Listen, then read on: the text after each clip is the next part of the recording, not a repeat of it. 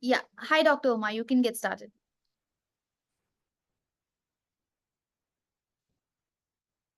Hello, everyone.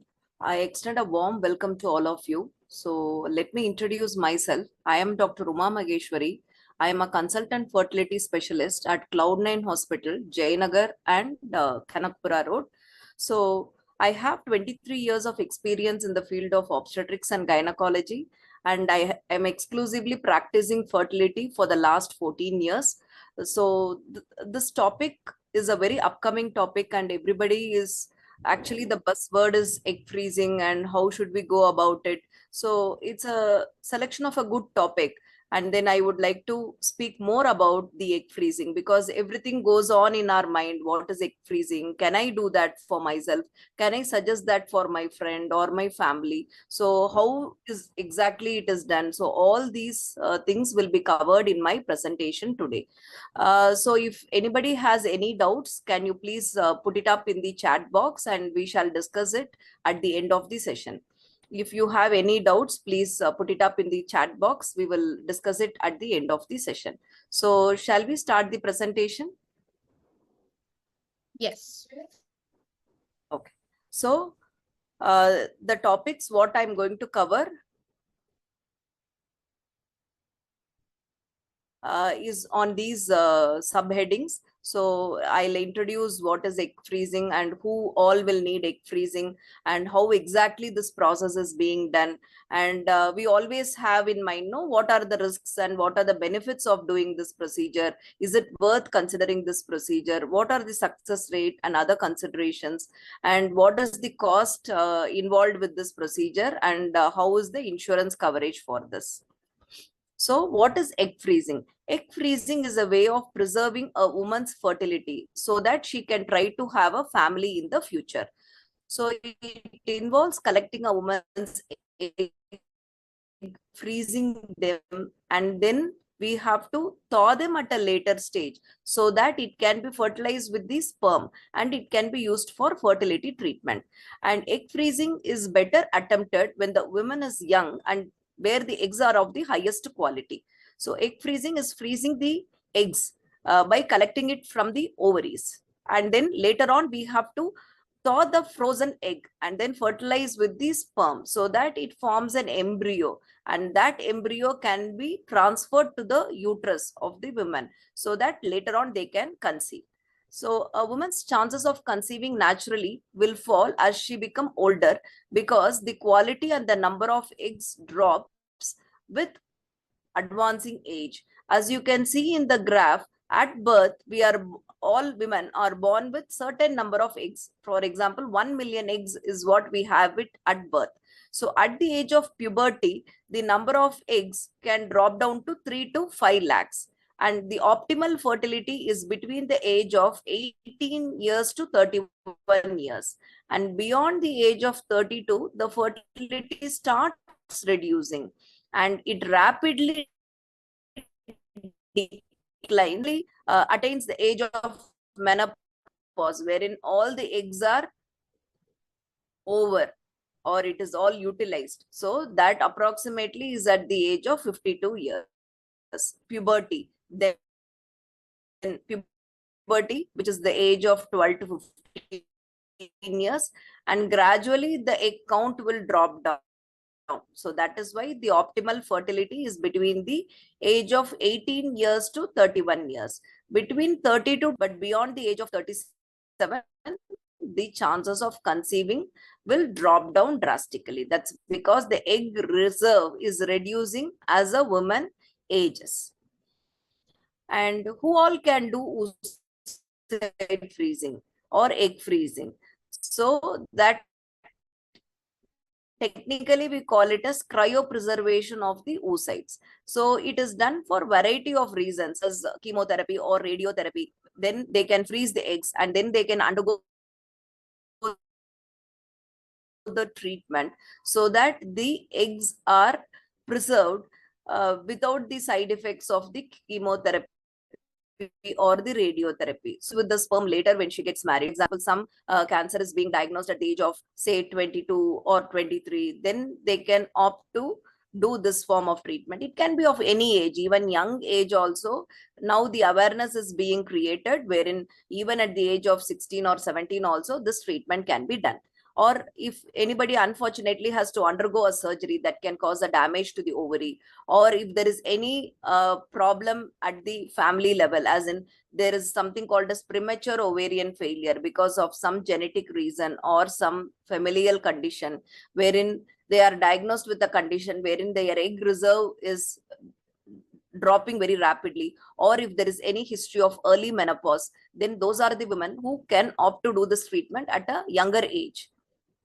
Or if there is any ovarian condition wherein they have a cyst in the ovary, like endometriotic cyst, or any kind of a cyst in the ovary, or any ovarian diseases which can gradually cause a damage to the ovaries. So those are the conditions wherein you can go for cryopreservation. Or there is something called as BRCA gene mutation, wherein they have a family history of breast cancer, and then they are positive for this mutation. So they may have to remove the ovaries to prevent the development of the ovarian cancer or the breast cancer. Those are the women who can go for, wherein we suggest egg freezing for them.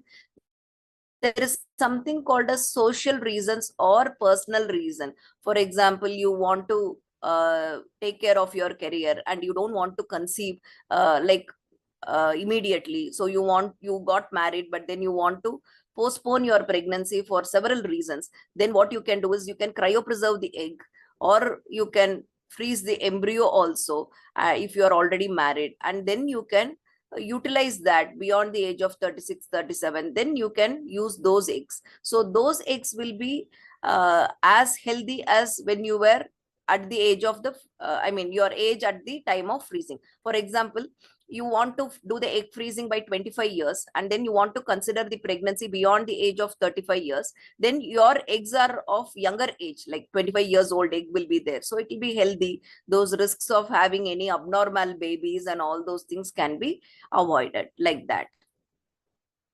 So sometimes women who are worried about their fertility declining, but they are not ready to have the child, or they haven't found the right partner, then we do what is called as the elective egg freezing. So for social reasons or personal reasons, we call it as elective egg freezing. So what is the process of egg freezing? So you need to consult a doctor, and you need to tell the fertility specialist that, or a gynecologist, that you want to go for egg freezing. Then we will do the consultation, and we will prescribe the diagnostic test, and we will actually explain you the process of egg freezing. So the egg freezing involves giving injections for the stimulation of the eggs from the ovaries. Then after the eggs are matured within the body, then we take out the eggs using the scan probe, and then the eggs are collected and the eggs are looked under the microscope. The mature eggs are being frozen, and it is stored in the liquid nitrogen can for future use. It can be stored up to 10 years also, and it can be utilized at any point in time from the freezing up to 10 years. So firstly, a woman needs to undergo, so what all the tests that you need to do to see whether you are fit to do the egg freezing process or not. So let me just go through step by step. So you need to undergo a baseline investigation to find out whether your general health is good before we start the treatment. And then we will complete blood count. Your anemic, then the anemia should be treated before we take up that treatment like that. And then we ask you to undergo tests for HIV, hepatitis B. So these are the routine baseline tests which we do. So we do a complete blood count to know whether your parameters are normal. Then we do a blood group and RH typing. Then we do the thyroid function test. Then we look at the sugar levels, whether it is normal. We do HbA1c, that is 3 months blood sugar control, to rule out that you are not diabetic. And then we do the infection screening blood tests of HIV, hepatitis B, and syphilis serology. This is to find out whether you are having any of these infections. Then we can proceed with egg freezing in these conditions, but then we have to treat it prior. before we take up for egg freezing. And sometimes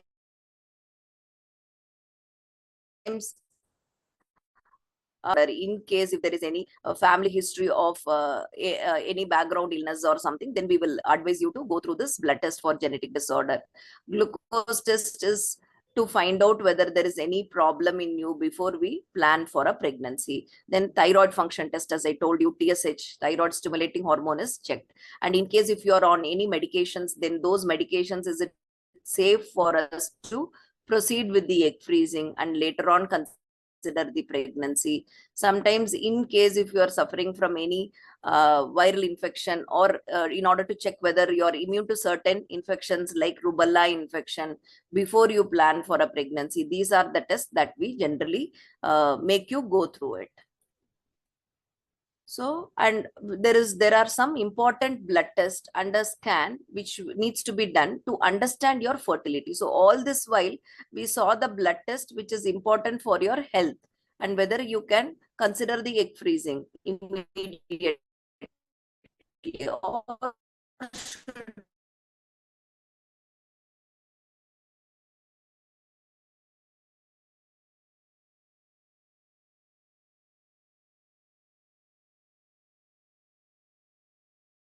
which I will be making you to go through as ultrasound. So three of them health is fine, whether your egg reserve is good, and so that I can tell you as in what is the overall chance of success with this egg freezing.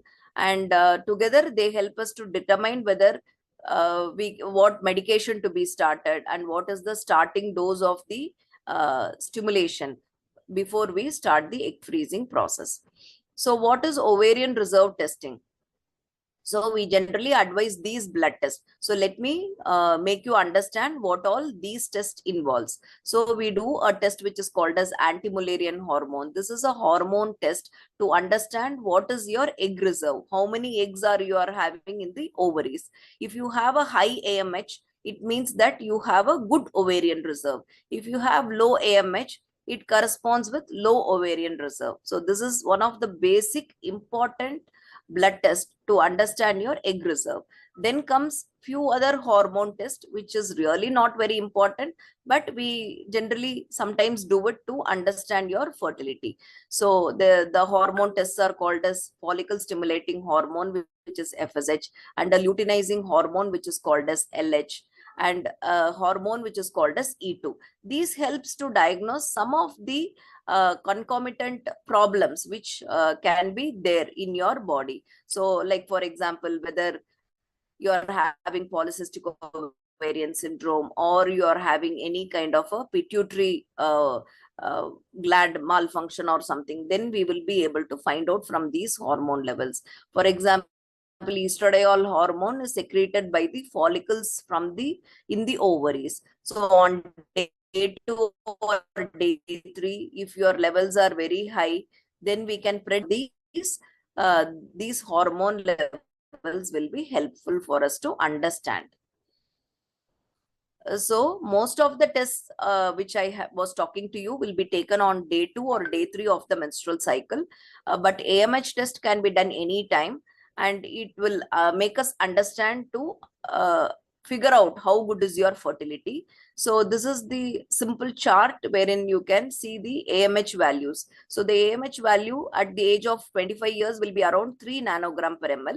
Then it slowly drops down. At the age of 30, it may become 2.5. All these are normal. So these are age related values. At the age of 35 years, your hormone level can be 1.5 nanogram per ml. And at the age of 40 years, it will be 1 nanogram per ml. So when the levels are below 1 nanogram, then it indicates that the reserve is low. If it is between 1.5 to 4, it might be normal reserve. If it is more than 6 nanogram per ml, then it indicates that you have good reserve of eggs. For example, if somebody walks in and asks me, ask the clinician whether they are suitable to donate the eggs. So then we do an ultrasound scan and we do this AMH hormone test to understand your fertility.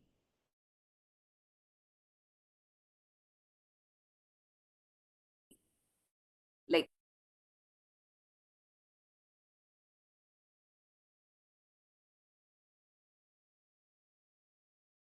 what's me, then whatever the numbers that we get, those eggs will be frozen for you. So for us to understand how successful are the chances that you may have with the egg freezing, these hormone levels and the scan, we will be able to tell you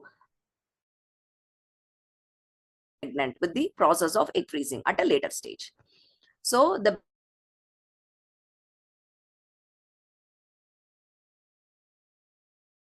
baseline scan is a simple menses. So we assess the number of follicles, which is the egg reserve. So we do a counting which is called as antral follicle counting. So each ovary we tell, like your antral follicle count is around 6 to 8 on each side. So then we will know whether your egg reserve is good or not. And based on this, the dose of the injections also will be decided.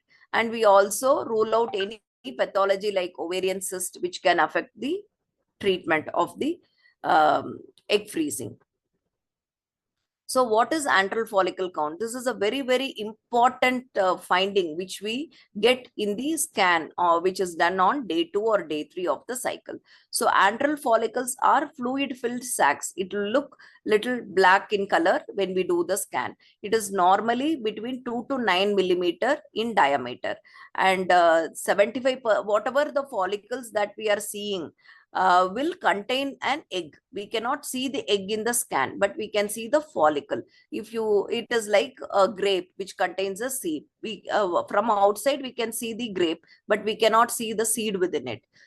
So the egg is like a seed within the grape.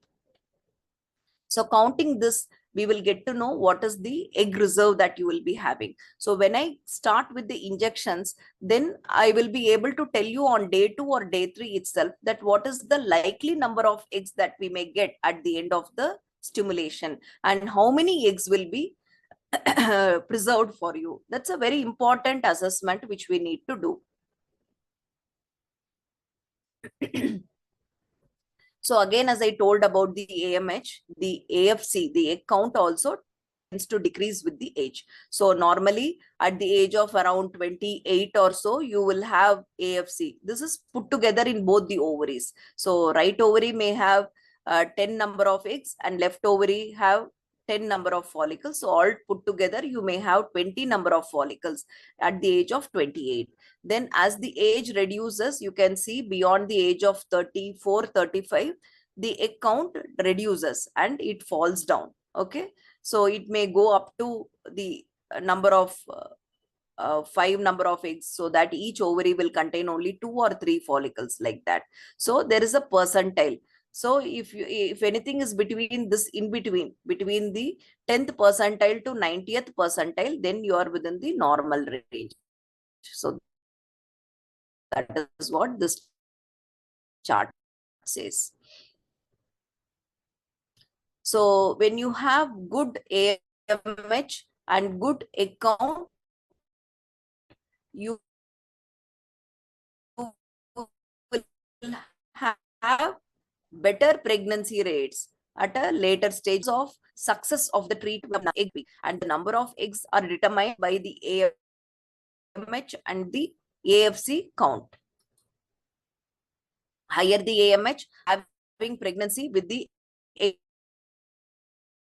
freezing will be egg freezing start. So the actual process starts on day 2 or day 3 of the cycle. So I am explaining in a detailed way, so majority of you will be able to understand, but sometimes you may not able to understand whatever I am telling also. So please put it in the chat in a more detailed way at the end of the session. So the actual process starts on 2nd day or 3rd day of the menses. So during that time, the process starts with the injections. These injections are given, it is daily injection for 10 to 12 days. Okay. So these injections can be self-administered, like you yourself can take these injections. It is like insulin injection. So you can put it in the lower abdomen or in the thighs. You can self-administer, or you can find a friend who can administer the injection for you, or you can go to a nurse or a doctor nearby, or you can go to the same fertility clinic wherever you are planning to get the treatment done. So to the same clinic you can go and get these injections done. So normally it is given on a daily basis. Preferably it should be taken at the same time every day, and it is given for 10 to 12 days. So this encourages, normally in a cycle only one egg will develop. So by giving these injections, we are aiming to develop multiple eggs. So if we have multiple eggs only, then we can freeze more number of eggs so that we can utilize it at a later stage. And these injections are to be given subcutaneously, as I told you, in the lower abdomen or in the thighs, and it has to be taken daily at the same time. That's very important. And you have to come for monitoring whether these injections, whatever we start, whether it is effective for us, or should we increase the dose of the injection. All those things we will get to know while we are doing the monitoring. Monitoring is typically done by scans. We monitor the number of follicles that are developing, and we are monitoring the size of the follicles, how it is going to develop. So there will be scans subsequently on day 5 or day 6. One more scan will be there by day 10 or day 12, and another, the final scan will be day 13 or day 14. So from day 2, the injections will be there for 10 to 12 days, with a scan by 6th day, 10th day, and 13th or 14th day, like that. Because we need to monitor how you are responding, and based on that, our dose of injection needs to be adjusted accordingly.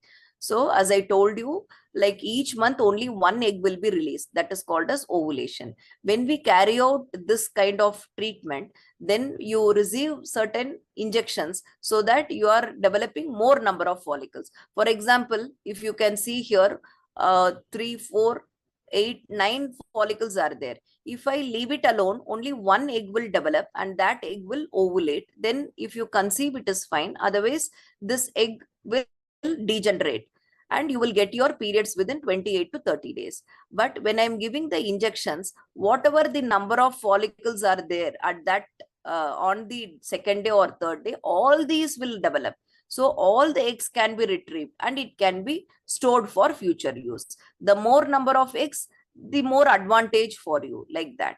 So this is how the scan will be done, and then the eggs are taken out. So once you are going through this procedure, as I told you, during the scans, we will know how you have responded and what is the size of the follicle. Once the follicle reaches 16 to 18 mm, finally an injection will be given. That is called as trigger injection. That is for the final maturation of the eggs. And then we will plan for the egg pickup, which is scheduled 34 to 36 hours after you take the HCG injection. So this is how the follicles are measured. And once the follicle reaches like 16 to 18 mm, then we give the trigger injection and we do the egg pickup 30 to 36 hours later. And this egg pickup procedure will be done. So how should you come prepared for the egg pickup? Like, we'll be very anxious, right? Like, the egg pickup, is it a surgery or is it very painful? Like that, we will have so many things in the mind. So like on the day of egg pickup, you need to get hospitalized. You need to come 2 hours before the procedure time and get admitted. It is a daycare procedure. You need not stay back in the hospital for the entire day. It is like around 8 hours of admission, 6 to 8 hours of admission. And this egg pickup procedure is done under anesthesia. It is a short general anesthesia. So you will be able to return to home the same day. And you need to, since we are doing it under anesthesia, you need to come in empty stomach. Like 6 hours before, you should not eat or drink anything, not even drink water, and you need to come get admitted for the procedure. So the anesthesia is given and you will be put in the position which is called as administer the medication through a small needle through vein. We give IV anesthesia so that the recovery is like for example, if I schedule the egg pickup at around 11 o'clock, then you need to get admitted at 9 o'clock with 6 hours of empty stomach. So you should not eat or drink anything by around 2 o'clock or 3 o'clock in the midnight. Then you will come get admitted by 9 o'clock. The 11 o'clock, the procedure happens. By around 3 o'clock, you will be able to go home, like that. So once the patient is asleep, the anesthesia is given so that we proceed with the ultrasound guided follicular aspiration. That's the actual process of egg pickup. So we introduce a small vaginal scan, and then we attach a needle here, and then we collect the eggs from the follicles. So these oocytes will be floating in the liquid. So we will be aspirating that fluid so that the follicle collapses. So each follicle we will get into. So this is the needle. So we get into each follicle and then we aspirate the fluid, and that fluid is examined under the microscope. And the procedure normally takes 20 to 30 minutes. So once the follicles are collected, the fluid will be collected, then it will be examined under the microscope like this. Then we will be able to see the eggs, and embryologist will be doing this procedure of taking out the eggs or segregating the eggs, and we will check whether the eggs are mature. Mature eggs means it has the potential to become fertilized like this. So egg collection will happen. Then we will make it go through few of the media which is called as cryoprotectants, and then we put it in the liquid nitrogen. The liquid nitrogen maintains a temperature of minus 196 degrees centigrade. So that procedure is called as vitrification. This is the process of egg freezing. So there are two different processes. One is called as slow freezing and vitrification. This freezing process usually will not cause any harm to the eggs or the embryos. So how many typically, what is the number of eggs that we collect? On an average, if you are under the age of 37 years, around 7 to 14 eggs are collected. But if you have a less egg reserve, for example, you are coming at the age of 38 years, you want to do the egg freezing, then you may not get 7 to 14 number of eggs. You will have a little less number of eggs. How little will be determined by the AMH and the AFC value. And whenever you want to use it, for example, you are doing the egg freezing now in 2024, then you want to utilize in 2027 or 2028, then you are married then. So you will bring your husband, and then he will give the semen sample. So we will remove the eggs. That's called as thawing of the eggs. And then it will be injected with your partner's or donor's sperm for fertilization. And embryo will be grown in the lab, and that embryo will be transferred to your process. So in order to make you explain in one simple slide, so on day 1 of the period, you need to call up the hospital, take an appointment, come on day 2 or day 3, and the injections would start for you after the scan. Then again, you will come for few scans as scheduled by the physician. Then on day 14, approximately, you will take the trigger injection. And then by day 16, the eggs are frozen for you. And then the process is complete for that time. Okay. Like whenever we tell about some kind of a procedure, the first thing which comes in our mind, oh my God, what are the side effects with this treatment? Is it safe for me to do this procedure? Will I have any side effects? So like that, if we, the thought comes into our mind. So these side effects are very, very mild side effects. You may have little cramping of the lower abdomen. You may have slight bloating, or you may have little spotting. Sometimes you may gain weight during that particular time. That's because of water retention. You may have bloating. Then you may have little headaches and mood swings because of this hormonal injection. But no major side effects are noted. So the main, while we do the procedure, this is while you take the injection. Then while you do the procedure, it's a very safe procedure, but sometimes the needle injury can be there. So it may affect any pelvic organ, or it may like slightly puncture the blood vessel. Then it may cause pelvic infection, or it may cause little bleeding into the pelvis. Usually major problems doesn't happen during the process of egg pickup. So are there any medical risks because of this egg freezing? In some women, especially who are having polycystic ovaries, they may respond more to the injections. For example, they may have like 20 follicles in each of the ovaries. So probably they may produce 40 number of eggs finally. So because of this, they get hyperstimulated. So there might be that medical complication is called as ovarian hyperstimulation syndrome. It doesn't happen for all. It happens for few women, that is around 0.1 to 2% of women. So it is very, very negligible. And if we already make a diagnosis by doing a thorough evaluation in you, then these complications can be prevented. As in, we can use a lower dose of the injection. And if we do the procedure of egg pickup, then the complication rates are very, very negligible. So what are the factors? Will everybody will have the same success rates? It's not really so. So it depends upon what age you are going to freeze the eggs and what is the age of egg thawing and IVF. Normally, as we all understand already, and also after this detailed presentation of mine, now you will be able to understand that younger eggs will have a better potential to become pregnant.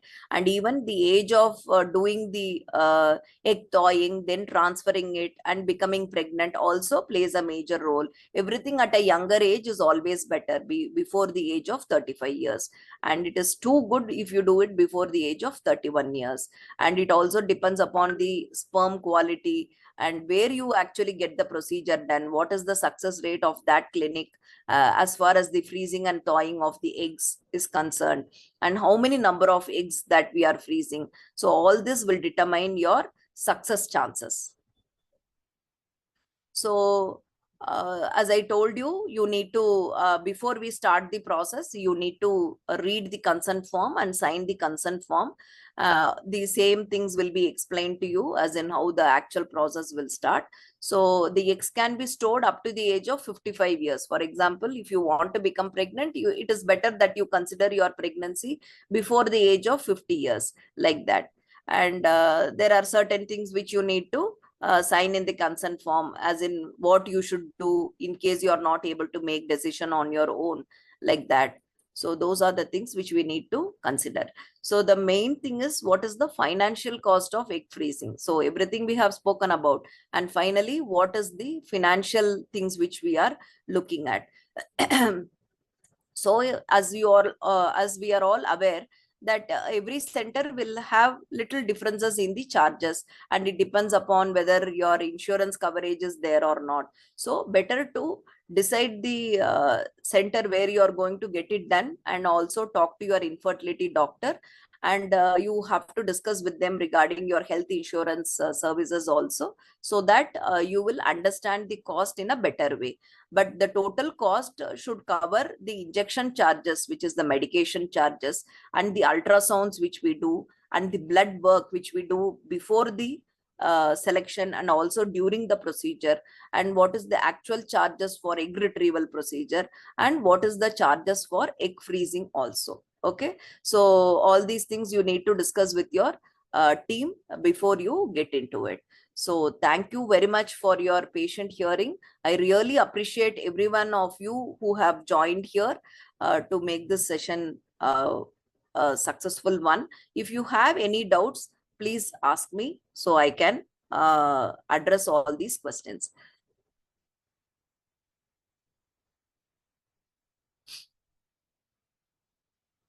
So is this a painful process? It is generally not a very painful process. Only the injections when you are taking, while you are taking, you will have a slight pain, and that too, these are subcutaneous injections. So it is not really very painful. It is like insulin injection. Only at the time of prick, you may have pain. So it doesn't affect. So generally we have that thought also, like when I'm doing the egg freezing, will my menstrual cycles get affected at a later stage? Will I get into any kind of a future problem? No, there wouldn't be any kind of a future menstrual cycle irregularity and all those things.